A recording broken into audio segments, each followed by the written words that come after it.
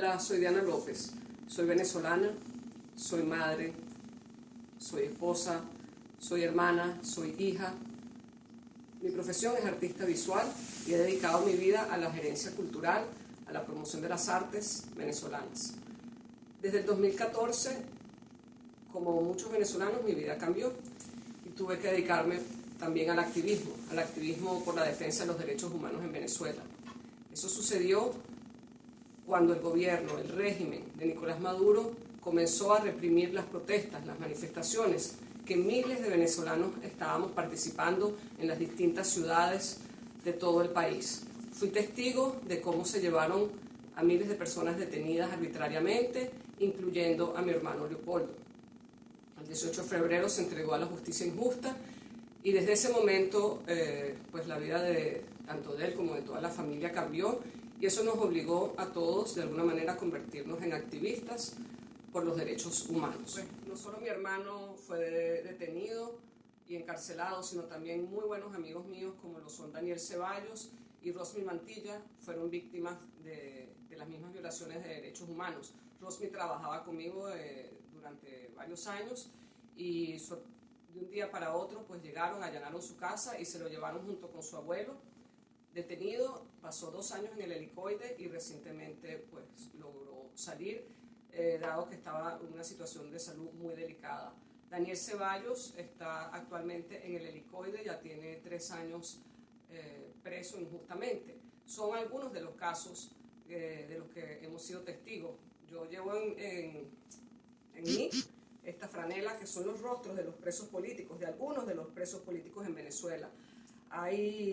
Hay mujeres, hay estudiantes, hay activistas, hay amas de casa, hay reposteras, hay carpinteros, taxistas, militares, policías, periodistas, líderes políticos, el alcalde metropolitano Antonio Ledesma, el alcalde Daniel Ceballos, el alcalde Denso Guárate, un diputado cuya impunidad no fue respetada, el diputado Gilbert Caro, Stacy Escalona, docente, Betty Grossi, docente.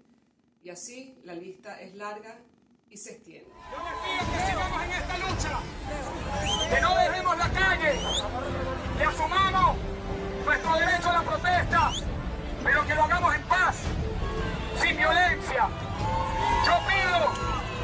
Yo pido que nosotros, que todos los que estamos acá, que todos los venezolanos que quieren cambio, que nos instruyamos, que nos formemos, que nos organicemos y que ejecutemos la protesta no violenta, la protesta de masas, de voluntades, de almas y de corazones que quieren cambiar, pero sin dañar al prójimo.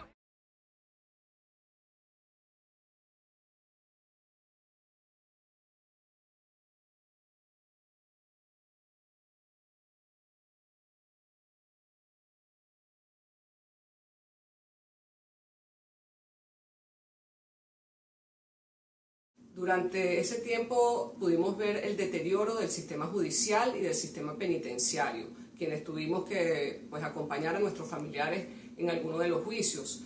A mí me tocó presenciar el juicio de mi hermano Leopoldo, junto con 4 estudiantes, Marco Coelho, Cristian Holdak, Ángel González y Damian Hearst. Ellos,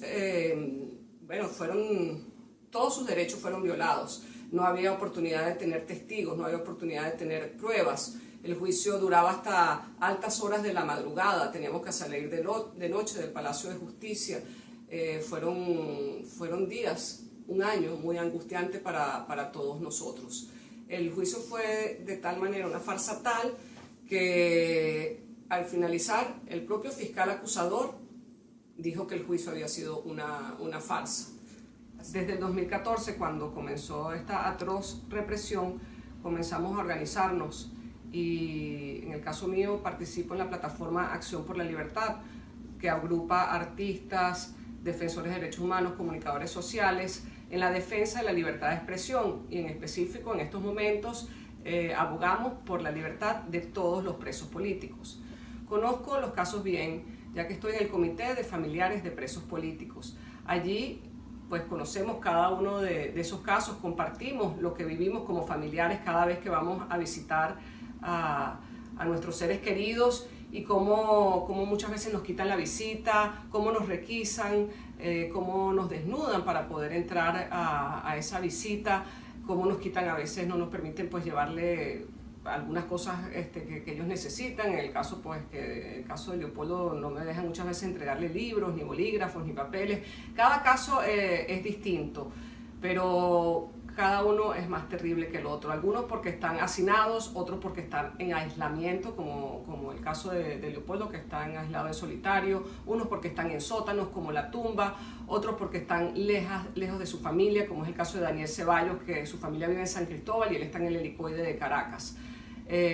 Cada uno de los casos evidencia esta cara oscura del régimen, y es ahí cuando nos hemos dado cuenta que estamos en una dictadura, y es esas vivencias que hemos tenido nosotros y que han tenido miles de venezolanos en distintos aspectos, en los hospitales cuando no hay medicamentos ni salud, en los mercados cuando no podemos conseguir los alimentos, en las calles cuando matan a nuestros seres queridos. Es por eso que la gente en el 2017 dijo ya basta, y salimos a la calle con un sentido de urgencia a decir no más dictadura, no más represión. De alguna manera no nos las calamos más, y es por eso que estamos en las calles y no vamos a salir de las calles.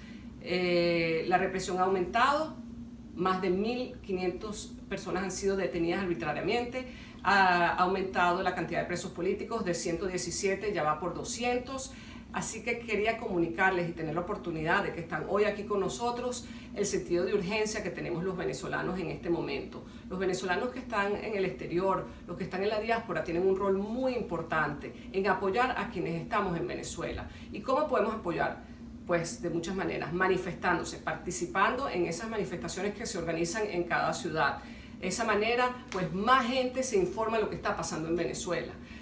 Otra manera, por supuesto, es enviando medicamentos, trabajando desde las redes sociales, comunicando. Hay muchas maneras de participar, pero siéntanse en su responsabilidad pues de ayudar, y no solamente ser venezolano, porque hay muchas personas que nos están ayudando, como el caso por ejemplo del secretario general de la OEA, que es Luis Almagro, que es uruguayo y que está entregado a esta causa, porque este es un problema no solamente de Venezuela, es un problema de la región y es un problema del mundo, porque es un problema de derechos humanos y de democracia donde no hay fronteras. Así que los invito a todos a activarse, como digo yo, acción por la libertad. Cada día hay que hacer una acción por la libertad de Venezuela.